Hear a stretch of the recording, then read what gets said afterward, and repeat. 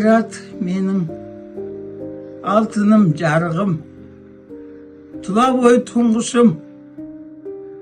Өзегімді жарып шыққан ең бірінші тұңғышым ғой менің ол алтыным. Ол туғанда әппақ періште болды ғой. Бірақ тіл көз болды ма? 3,5 жасынан бастап кішкене денсаулығы бұзылып, денсаулығы болыңқырамады. Бірақ сонда да мектепке барды. 4 класс оқыды. Бірақ сол 4 класспенен техникумды бітірді. Жұмыс істеді. Арманы керемет бала болатын. Өте алғыр болды. Кітапты бір көргеннен жаттап алатын бала болатын. Өмірге өте құштар еді.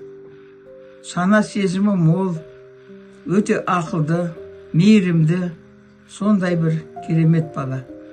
Оның атының өзі де біз Қайрат деп қоямыз деген кезде үлкен атамыз бар еді. Сол кісі Құранда дәлел болады. Қайратқа дәлелді қосып жазыңдар. Аты дәлел Қайрат болсын деп, сол кісінің айтқанымен аты дәлел Қайрат болды. Құдайға шүкір, сол дәлел Қайратым ер жетті. Енді кішкене денсаулығы болмаса да жақсы ер жетті, үйленді, үйлі жайлы болды. Үлкен жерден көрінем деп еді, оған денсаулығының несінен болмады. Құдай қосқан қосағы Анар менен екеуінің бұл қыздары Құдайға шүкір өсіп өніп жатыр.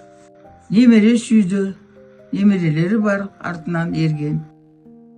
Мен ешқандай не айта алмаймын. Өте аузын ашса жүрегі көрініп тұратын бала болатын.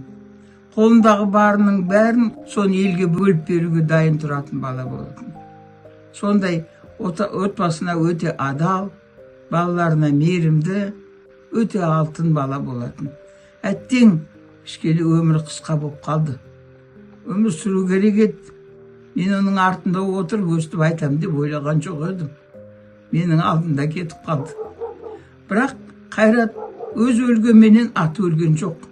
Оның аты ешқашанда өлмейді. Тәуба, Құдайға шүкір, балалары бар, бала шағасы бар, үрім-бұтағы бар. Оның өмірін жалғастырып жатыр. Отын жағып жатыр маздатып. Жапырағы жайылып жатыр, тамыры тереңге кетіп жатыр. Құдайға шүкір, тәуба. Енді шөбере сүй алған жоқ. Бірақ немерелері, енді Алланың берген біраз балалары, біраз немерелері бар. Көріп кетті. Қайраттың жасамаған жасын бала шағасы жасасын, көрмеген қызығын көрсін, өмірлері ұзақ болсын. Қайратым енді жатқан жері жайлы болсын, топырағы торқа болсын, алды пейіш болсын, арты кеңіш болып, артындағы ұрпақтарын желеп-жебеп, ұйқысы тыныш болып, жұмақтың төрінде жата берсін.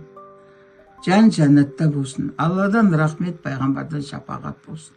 Алладан осы тілеп атқан тілегімді Алла қабыл қылсын.